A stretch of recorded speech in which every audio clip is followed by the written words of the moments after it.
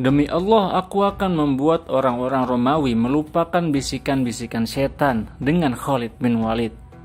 Salah satu perang paling dahsyat antara umat Islam melawan orang-orang Romawi.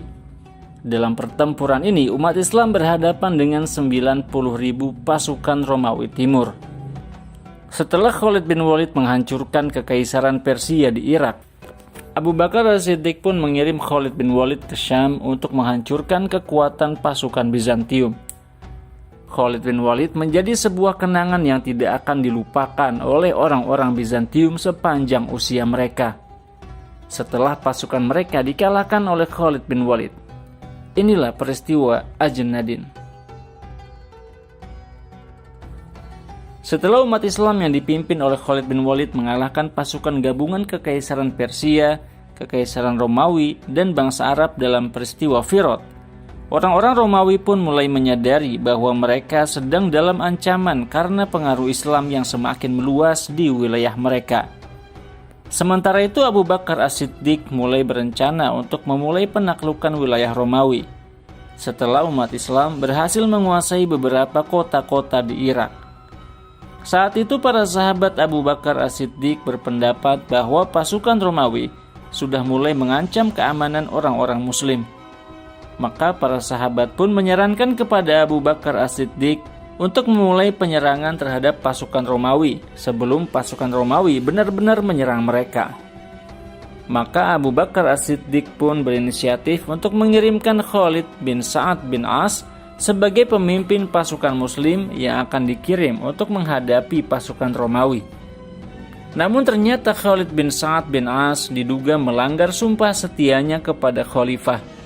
Maka Khalid bin Sa'ad pun dipindahkan dari posisinya sebagai pemimpin pasukan ke Syam menjadi pemimpin pasukan Muslim di wilayah Tima.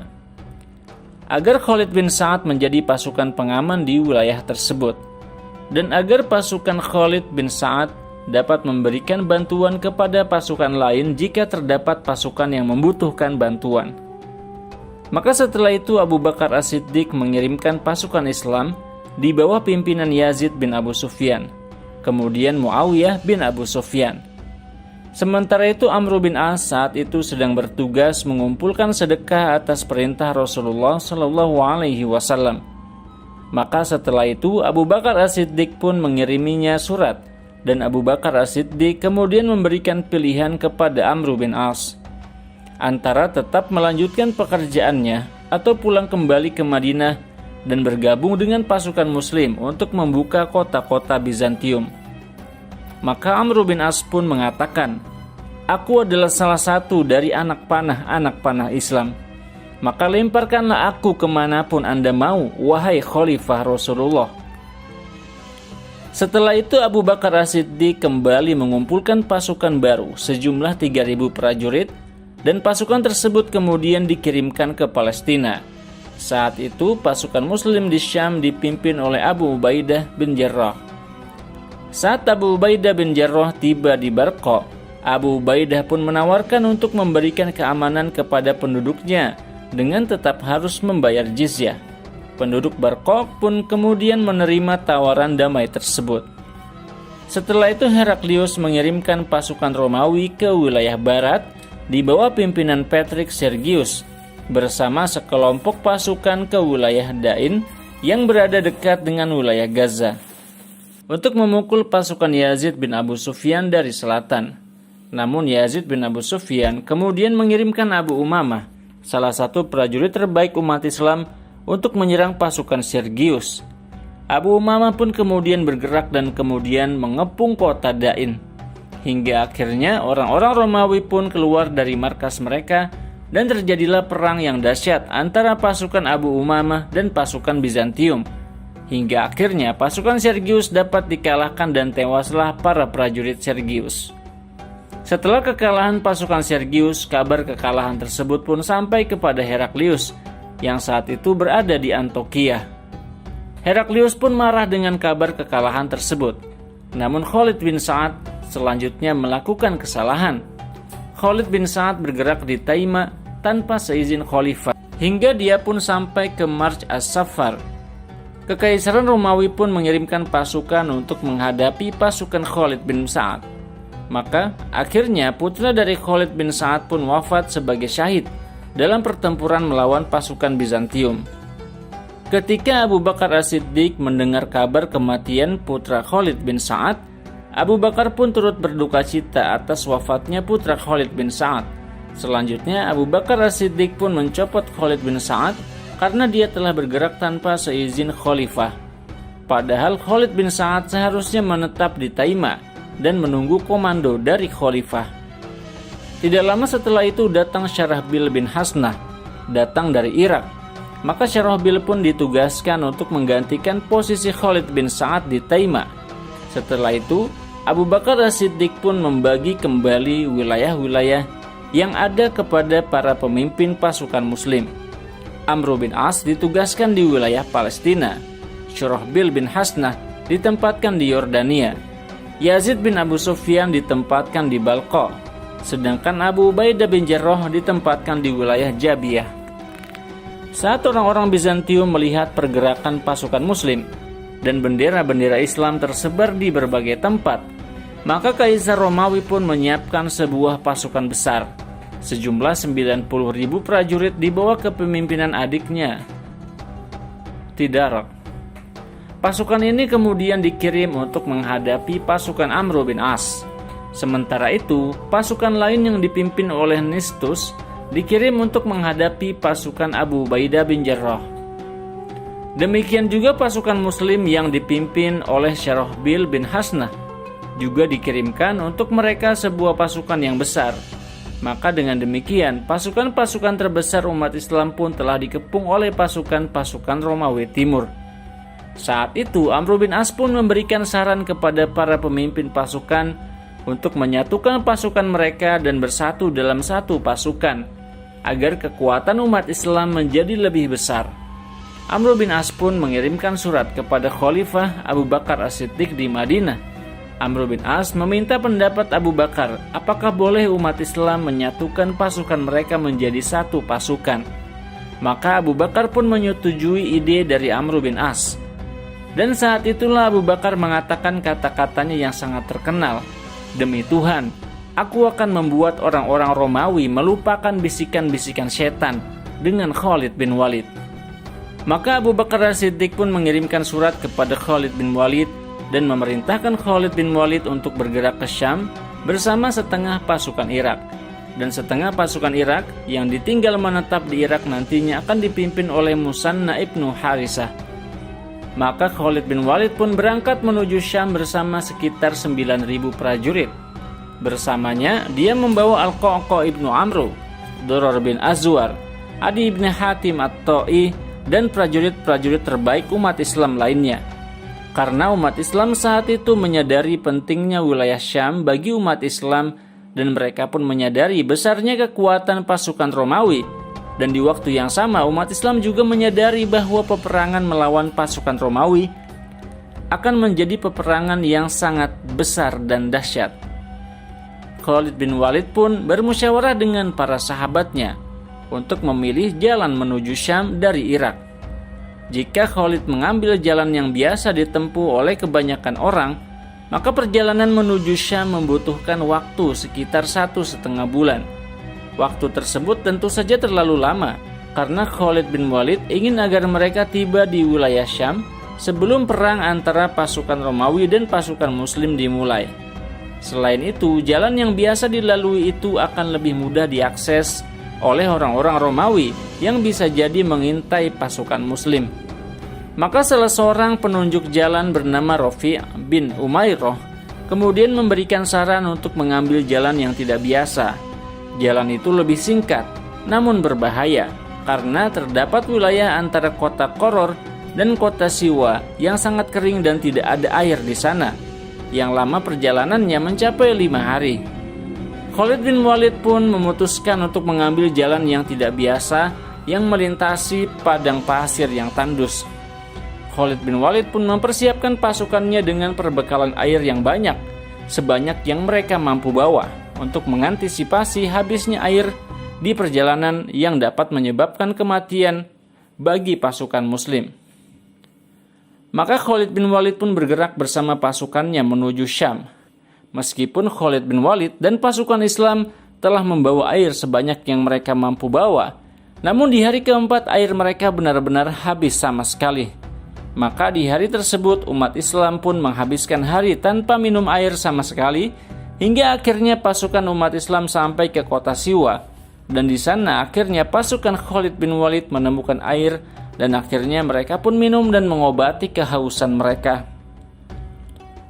Keputusan Khalid bin Walid untuk mengambil jalan yang sulit namun cepat ini sebenarnya disalahkan oleh Umar bin Khattab. Umar bin Khattab berpendapat bahwa Khalid memaksa umat Islam mengambil jalan yang mampu diambil oleh Khalid, namun belum tentu seluruh pasukan Islam mampu mengambil jalan itu.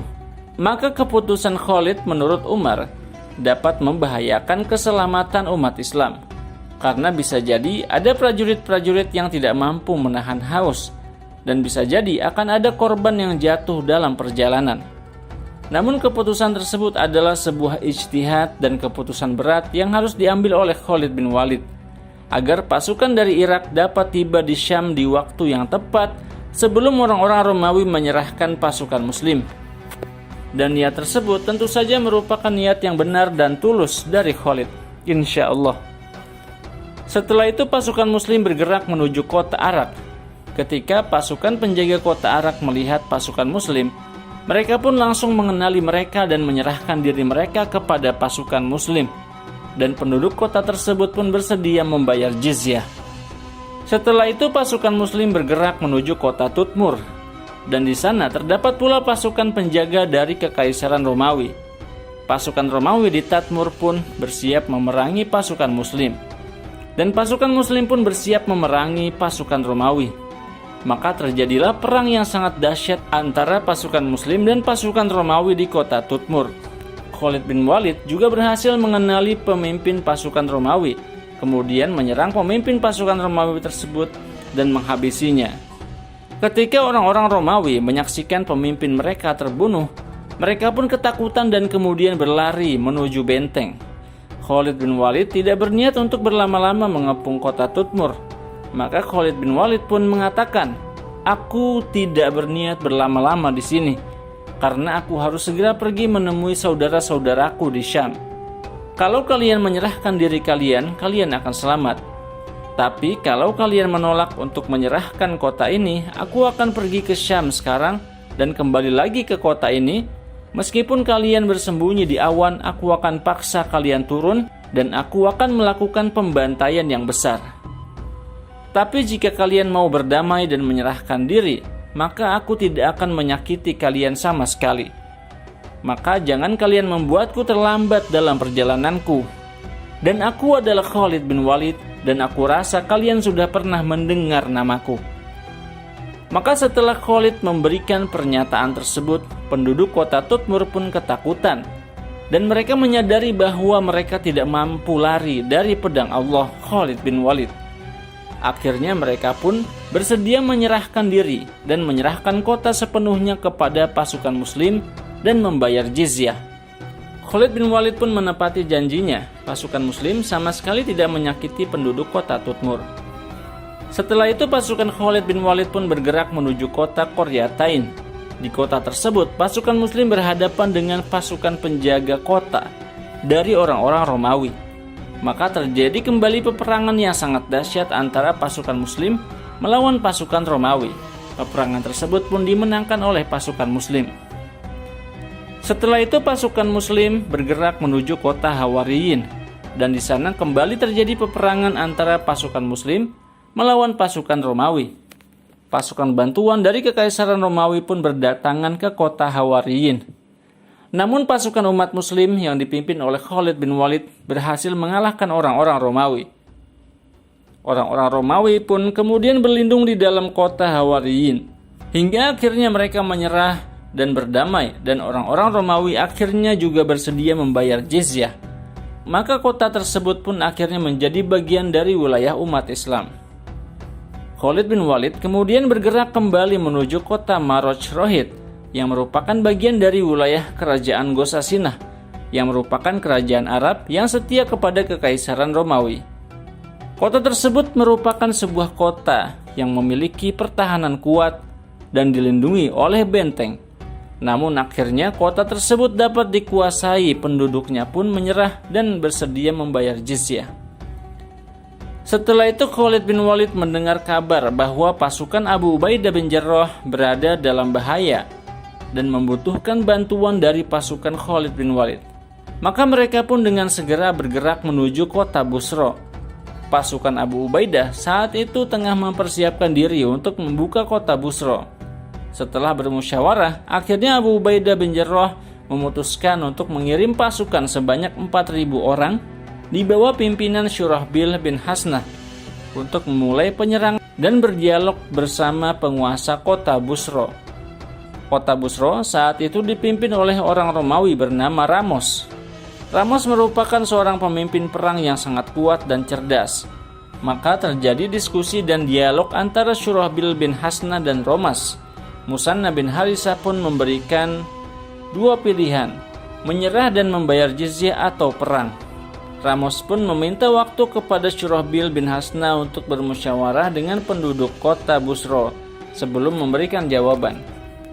Namun sebenarnya Ramos ingin mengintai dan mengetahui kekuatan pasukan muslim sebelum menentukan jawabannya, dan saat Ramos mengetahui bahwa Syurahbil bin Hasnah hanya membawa 4.000 prajurit, Ramos pun memutuskan untuk berperang melawan pasukan Musanna bin Harisah. Karena saat itu Ramos memiliki pasukan yang kekuatannya 12.000 prajurit, yang seluruhnya ialah pasukan yang terlatih dan memiliki persenjataan lengkap. Maka pasukan Ramos pun keluar dari benteng, berhadapan dengan pasukan Syurahbil bin Hasnah. Dengan kekuatan yang besarnya 3 kali lipat dari pasukan muslim, pasukan Ramos berhasil menekan pasukan muslim. Sedikit demi sedikit pasukan muslim pun mulai mundur dan terdesak. Pasukan Romawi pun mulai mengepung pasukan muslim dari berbagai arah, hingga pasukan muslim menjadi semakin terdesak dan membentuk setengah lingkaran. Saat itulah Syurahbil bin Hasnah berdoa kepada Allah, memohon bantuan yang dijanjikan oleh Allah Subhanahu wa Ta'ala. Doanya pun diijabah oleh Allah. Tiba-tiba dari ujung lembah terdengar gema takbir, membahana, dan dari sana muncul pasukan bantuan yang dipimpin oleh Khalid bin Walid. Khalid bin Walid pun mengatakan, "Akulah prajurit yang kokoh, akulah Khalid bin Walid." Saat orang-orang Romawi melihat pasukan Khalid bin Walid, tiba-tiba mereka menjadi ketakutan dan melempar senjata mereka. Pasukan Romawi pun kabur dan kemudian kembali ke benteng mereka. Setelah sebelumnya, mereka hampir membantai pasukan Syurahbil bin Hasnah. Saat itulah Khalid bin Walid berdialog dengan Syurahbil dan dia bertanya, "Apakah Abu Ubaidah bin Jarrah hanya memberimu pasukan 4.000 prajurit untuk mengepung kota yang besar seperti Busra dan membiarkanmu menghadapi pasukan yang jumlahnya berkali-kali lipat dari jumlah kalian? Sementara itu Abu Ubaidah bin Jarrah memiliki sejumlah pasukan muslim lainnya yang jumlahnya lebih banyak sedang tidak berperang." Khalid pun mengatakan seharusnya Abu Ubaidah mengirimkan pasukan yang lebih banyak untuk mengepung kota Busra. Disinilah tampak kejeniusan Khalid bin Walid. Benarlah keputusan dan kata-kata Abu Bakar As-Siddiq saat Abu Bakar As-Siddiq menyerahkan kepemimpinan pasukan kepada Khalid bin Walid. Ketika itu Umar bin Khattab bertanya kepada Abu Bakar, "Apakah engkau membiarkan Khalid memimpin seluruh pasukan? Padahal di sana ada Abu Ubaidah bin Jarrah dan as-sabiqunal awwalun yang lainnya." Abu Bakar pun mengatakan dengan tegas, "Ya, dan aku pun akan memberikannya kepemimpinan dalam perang atas diriku dan dirimu, wahai Umar." Terima kasih Anda sudah menonton video ini sampai habis, dan sampai ketemu lagi di penaklukan selanjutnya. Saya Muhammad Isdian Muttaqin. Wassalamualaikum warahmatullahi wabarakatuh.